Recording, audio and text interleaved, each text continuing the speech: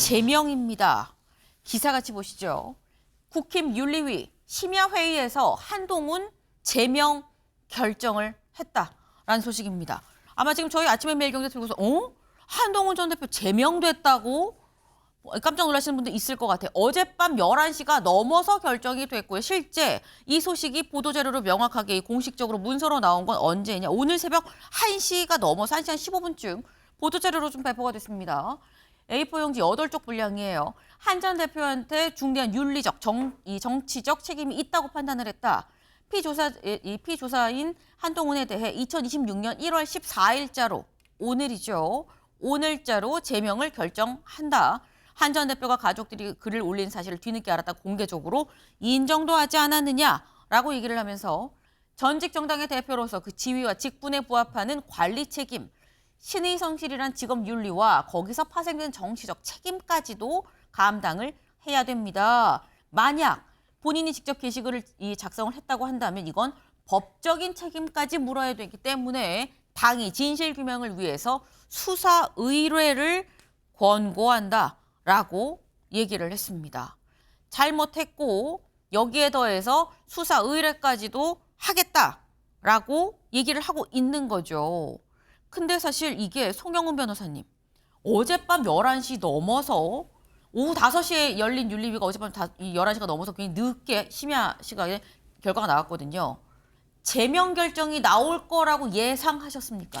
한동훈 전 대표에 대해서 적법한 소명 기회조차 부여되지 않았기 때문에 어젯밤에 어떠한 징계 결정이 나올 것 자체를 전혀 예상하지 못했습니다. 김종혁 전 최고위원에게 연락을 해서 나오라고 했더니 김종혁 전 최고위원이 전날 나오라고 하는 게 어딨냐, 연기해달라고 했다고 페이스북에 밝혔죠. 그래서 그 윤리위원회에서 여러 가지 논의나 검토는 하겠지만 어떠한 최종적인 결정을 할 것이라고는 전혀 예상하지 못했고, 한마디로 이 결정은 당내 비상계엄 같은 것입니다. 12.3 비상계엄과 굉장히 그 속성이 유사합니다. 한밤중에 계엄 선포했죠. 한밤중에 제명 결정했습니다. 그리고 반국가 세력 척결이 목적이었는데 이것도 한동훈 전 대표와 그 가까운 인사들을 당내에서 축출하겠다는 것이 근본적인 정치적 목적으로 보입니다. 그다음에 위헌 위법한 계엄이었잖아요. 이것도 마찬가지로 정당에 대해서 요구하고 있는 헌법의 그 민주적 운영에 관한 요구, 그리고 정당법이나 당원 당규에 위반되는 소지들이 있어 보입니다. 그리고 계엄도 부정선거라고 하는 음모론에 기반한 것이지 않았습니까? 이 징계 조치도 사실에 기반하지 않고 있습니다. 단적으로 한동훈 전 대표는 그 당원 게시판에 가입한 적이 없고 한동훈이라고 하는 인물은 동명이인이라고 하는 것이 거듭 확인이 되었는데 이 윤리위원회 결정문에서는 뚜렷하게 납득할 만한 근거가 없이 그것을 계속 한동훈 전 대표 본인이라고 단정하고 있어서 이 결정은 여러 가지로 법적 또 정치적 그 근거가 취약해 보이고, 앞으로 한동훈 전 대표가 본인이 밝힌 것처럼 국민과 함께 민주주의를 바로잡겠다라고 하는 그 말을 어떻게 실행할지에 대한 가장 유효적절한 방안을 강구할 것이라고 생각됩니다. 가장 유효적절한 방안이라고 말씀을 하셨는데 구체적으로 뭔지 여쭤봐도 될까요? 그 유효적절한 방안에는 여러 가지가 있죠. 그리고 제가 앞서 말씀드렸듯이 저 결정문이 그라운드가 굉장히 취약합니다. 8장짜리 그 결정문 전문이 보도자료 형태로 배포가 됐기 때문에 저 전문이 인터넷에도 올라 있습니다. 그렇기 때문에 우리 시청자들께서도 찾아보시려면 찾아보실 수 있는데 팩트에 기반하는 것이라기보다는 여러 가지 추론과 추측에 기반하고 있습니다. 그리고 구체적인 팩트에 의해서 뒷받침되지 않기 때문에 예를 들면 무슨 availability heuristic이라든가 블라인드 스팟 바이어스라든가 저도 못 들어본 현학적인 용어로 가득 차 있습니다. 그렇기 때문에 여기에 대해서는 바로잡기 위한 방법이 법적인 수단도 있고 정치적인 수단도 있고 여러 가지가 있겠죠. 그중에서 아마 가장 유효적절한 수단을 택할 것이고 제 개인적인 생각으로는 그런 유효적절한 수단이 한 가지만은 아니지 않겠는가 이렇게 말씀드립니다. 지금 법적인 조치도 법적인 대응도 있을 거고 정치적인 대응도 있을 건데 이게 딱 하나로만 볼 수는 없지 않겠느냐. 다 일괄해서 병행할 수 있다라는 취지의 말씀이에요. 가처분도 하고 다 할 수 있다라는 말씀이에요. 한동훈 전 대표 이 소식이 알려지고 바로 SNS에 뭐라고 글을 올렸느냐 같이 볼까요? 국민과 함께 민주주의를 지키겠습니다라고 올렸는데 여기에 대해서 이 글에 국민의힘 대변인이죠. 박민영 대변인이 또 뭐라고 올렸느냐. 이 글을 그대로 올리면서 우리는 드루킹을 민주주의라고 하지 않습니다라고 하면서 해당 행위 실체가 명확하고 정해진 절차를 적확하게 따랐다 때문에 법원에서 그 문제가 전혀 없을 거다. 자중하며 떠나라. 자중해서 살아라라고 얘기를 했거든요. 김철현 위원님. 그래서 한동훈 전 대표는 보면 이번 윤리 결정에 대해서 또 사법적으로 대응을 하려고 하는 걸로 보이거든요. 그래서 저는 그 사법적 대응에 대해서 어떻게 판단하냐면 직연 재판장 이런 얘기를 했거든요. 프로는 징징되지 않는다. 징징되지 않는다고 얘기했거든요. 어쨌든 그 정당에서 이루어진 정치적 결정에 대해서 이제 한동훈 전 대표가 어떻게 대응할 것인지에 대해서 좀 고민을 해야 되는데 저는 어제 그 윤리 결정 굉장히 좀 치밀하고 정교하게 준비된 걸로 보이거든요. 윤석열 전 대통령의 1심 구형 날에 맞춰서 심야에 아마 한동훈 전 대표에 대해서 했다는 건 만약에 윤석열 전 대통령에 대해서 사형이나 무기징역에 나왔을 때 어떤 강성 보수층이 느끼는 그 분노를 이 한동훈 전 대표에게 책임을 떠기는 걸로 돼 있는 거거든요. 어쨌든 윤석열 전 대통령의 탄핵 이후에 1심에서 이런 이 사형에 준하는 구형이 된 것은 결국은 한동훈 전 대표에게 책임이 있다는 부분으로 또 넘긴 것 같고요. 두 번째 저는 공교롭게도 이준석 대표도 이 한동훈 죽이기 연대에 동참한 걸로 보이거든요. 어쨌든 한동훈 전 대표에 대해서 이렇게 제명 결정이 내려지게 되면 네. 중도 보수층이 상당히 반발할 가능성도 높고 당내에서도 여러 가지 비판이나 이런 것들이 생길 수 있는데 이준석 대표가 장동혁 대표하고 특검 연대를 하게 되면서 장동혁 대표 체제에 힘을 실어주는 걸로 지금 비춰지게 된 상황이거든요. 그렇다면 결국은 이준석 대표가 뜻하지 않게 네. 특검 연대를 하긴 했지만 실질적으로 볼 때는 이 한동훈 죽이기 연대에 동참한 걸로 비춰질 수 있는 가능성이 커졌다는 거고요. 저는 지금 한동훈 전 대표가 이제 만약 이 제명이 네. 이제 최고위원회에서 이제 결정이 된다면 한동훈 전 대표에게 남은 건 딱 한 수밖에 없는 걸로 보이거든요. 이제 민주주의를 지키기 위해서 싸워야 되는데 어떤 식으로 싸우느냐. 네. 결국은 제명이 된다면 결국은 한동훈 전 대표가 민심의 바다 속으로 들어갈 수밖에 없다고 보이거든요. 과거에도 보면 유승민 의원이나 홍준표 시장이 그때 공천을 받지 못했을 때 대구에 무소속으로 출마한 적이 있었거든요. 아하. 그렇다면 한동훈 전 대표도 결국은 대구에 가서 이번 지방선거 할 때 그때 국회의원 재보궐선거로 나갈 수밖에 없지 않느냐.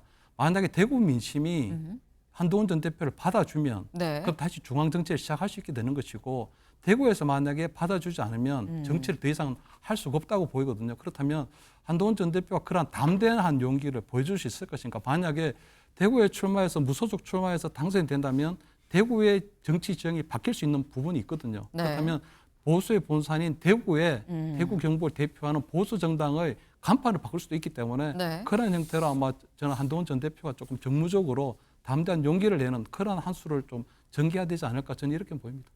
지금의 상황에 대해서 법적인 것도 있고 정치적인 것도 있는데 중요한 건 앞서서 다른 선례들 홍준표, 유승민 그들은 무소속으로 나가서 살아서 돌아와서 다시 당의 본부로 오지 않았느냐. 그런 전례를 보고 그 선택을 할 것이냐 말 것이냐 공은 한동훈 전 대표한테 가 있다라는 말씀이에요. 한동훈 전 대표가 오늘 혹은 이른 시간 내에 어떤 결론을 낼지가 관심입니다. 참 진짜 아이러니한 게 윤석열 전 대통령의 사형 구형일 날 한동훈 전 대표는 또 제명 결정을 또 받았다라는 거죠. 근데 이 제명 결정이라는 게 한동훈 전 대표보다 며칠 먼저 받은 사람이 있죠. 누구냐?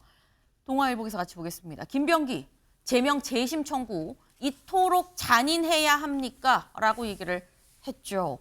이토록 잔인해야 합니까? 저희가 어제 안 그래도 SNS에 글을 이렇게 올렸습니다라고 소개를 시켜드렸는데 그 뒤에 글이 하나 더 올라왔습니다. 뭐라고 얘기를 했느냐?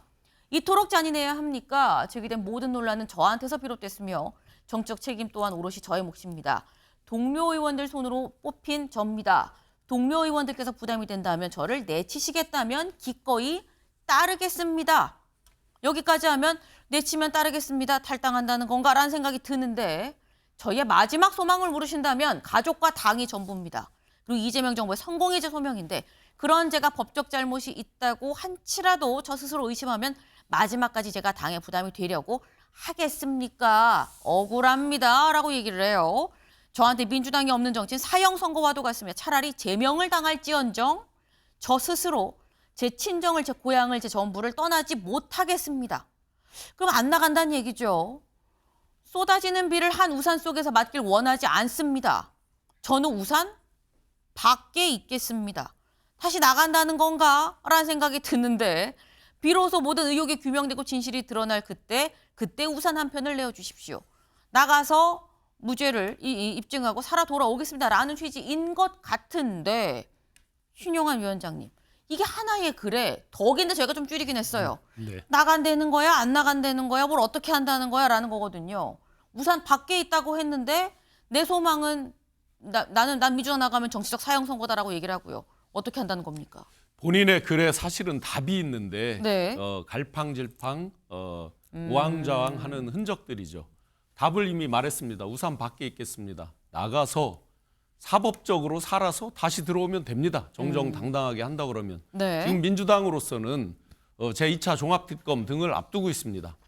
지금 12.3 내란 이후에 네. 고도의 도덕적인 어떤 윤리적인 우월성을 바탕으로 해서 12.3 내란을 일으킨 세력들에 대해서 정치적, 사법적 재단을 해야 되는 숙제를 안고 있습니다. 그렇기 때문에 민주당 내에서 민주당 의원이 이런 일이 있다니 하는 당원들의 그 개탄, 한탄이 단톡방 이런 데 보면 엄청나게 많습니다. 무슨 파, 누구게를 다 떠나서 왜 이 지경까지 됐느냐에 대한 한탄이 정말 많습니다. 그 원인을 제공한 자 바로 김병기 의원입니다. 그러면 결자 해지, 지금 결자 해지를 못하고 있는 거죠. 그러니까 제명 조치를 했는데 이제 재심을 한다고 그러니까 네. 정청래 대표가 신속하게 당내 정해진 절차에서 가장 빠르게 한다고 하잖아요. 그렇다고 보면 고도의 윤리성을 회복하는 것 역시 민주당 스스로의 자정 능력이고 마지막으로 결자 해지해야만 한다. 김병기 의원 시간을 끌어봐야 네. 결국 자꾸 의혹만 산다. 전현직 구의원들이 개입돼 있다 등등을 하면서 지역위원장을 놓칠까 봐 걱정하는 거 아니냐라는 많은 설들이 도는데 네. 시간을 끌면 그런 의혹만 더 자초한다고 봅니다. 본인이 올린 글에서도 본인의 마음이 오락가락하는 게 여실히 드러나는 거 아니겠느냐. 명확하게 나간다 안 나간다가 판단하기가 어려운 정도의 글이다라는 말씀이에요. 근데 본인 재심을 신청을 했죠. 근데 이 재심이 받아 또 들여졌습니다. 그래서 나중에 재심 날짜까지 또 나왔어요. 근데 여기에 대해서 아까 살짝 말씀하신 게 정청래 대표가 이렇게 얘기를 했거든요. 직접 들어보시죠.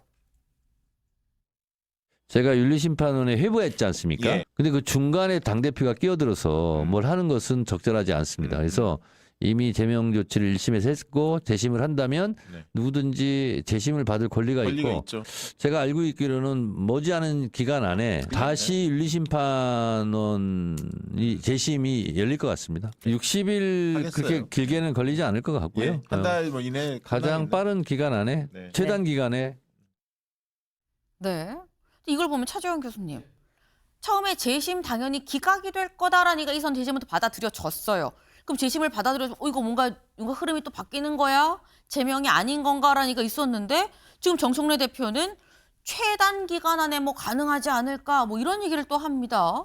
재심 기각이 그러니까 지금 우리 앵커께서 말씀하시는 부분은 그러니까 네. 지금 이 김병기 전 원내대표가 재심을 신청하기 전에 네. 그러니까 당에서 당 대표가 갖고 있는 비상 징계권을 통해서 그 할 수 있는 이 뭐랄까요 그 행위를 미리 차단한다는 뜻인데 그걸 안 하겠다는 것이고 재심은 일단 뭐 신청을 하면 네. 일단 그러니까 논의를 해야 되니까 그 법적 절차는 그대로 딱 가는 것인데 지금 정청래 대표가 이야기하는 것은 자신의 이 지금 재량을 동원해서 그러니까 지금 당윤리심판원에서 지금 진행되고 있는 절차를 미리 자르진 않겠다. 그 이야기이기 때문에 사실 지금 이렇게 당 입장에서는 자진 탈당을 요구할 정도로 했던 이유 중에 하나는 김병기 전 원내대표를 둘러싼 의혹 자체 때문에 상당히 민심이 악화되고 있는 건 사실이잖아요. 지지율에는 아직까지 뭐 크게 표면적으로 나타나고 있지 않지만 사실 뭐 가랑비 옷 젖는다고 어느 순간에 어느 민심이 확 바뀔지도 모르기 때문에 그런 우려를 다들 갖고 있는 것이거든요. 그리고 특히 김병기 전 대표의 의혹 자체가 소위 파렴치한 의혹들이잖아요. 사실 좀 어떻게 보면 정말 저럴 수 있을까 싶은 그러한 의혹들로 지금 계속적으로 풍겨져 나오고 있기 때문에 민심이 저는 뭐 이렇게 이반하는 것은 순간이라는 생각이 들기 때문에 바로 그런 측면 때문에 그런 것인데 결국 저는 그런 생각을 합니다. 김병기 전 대표가 왜 이토록 잔인해야 하느냐 하지만 민주당 당원과 민주당 의원들 입장에서는 왜 이토록 우리가 이렇게 잔인하게 할 수 있도록 만드느냐. 이 소위 말하는 여의도 문법에 따르면 이런 경우는 본인이 이야기했잖아요. 우선 밖에 잠시 나가 있다가 모든 걸 다 클리어하고 난 뒤에 들어오는 것이 맞다는 생각이 듭니다. 네. 오히려 묻고 싶다. 왜 우리 이렇게 잔인하게 만드느냐라고 말씀하셨는데 지금 9시를 조금 넘은 이 시각 지금 현재 김병기 의원에 대해서 압수수색이 진행이 되고 있는 상황입니다. 지금 아마도 자택과 의원실 등 해서 이 전체 6곳에 대해서 일괄 동시 압수수색이 지금 들어간 게 아닌가라는 생각이 드는데 압수수색을 보통 강제 수사라고 하죠. 뭐가 있는지 강제적으로 영장 제시하고 다 이 증거 자료를 좀 수집을 하는 그런 단계인 겁니다. 처음으로 강제 수사에 지금 들어갔다라는 소식 저희가 같이 좀 전해드립니다. 이렇게 되면 김병기 의원 입장에서도 사실상 더 버티기가 쉽진 않지 않겠나라는 생각을 합니다만 아까 SNS 글을 보면 본인도 마음이 좀 오락가락하는 것 같죠. 오락가락하는 마음에 최종 방향이 어디로 향할지는 좀 더 지켜봐야 될 것 같습니다.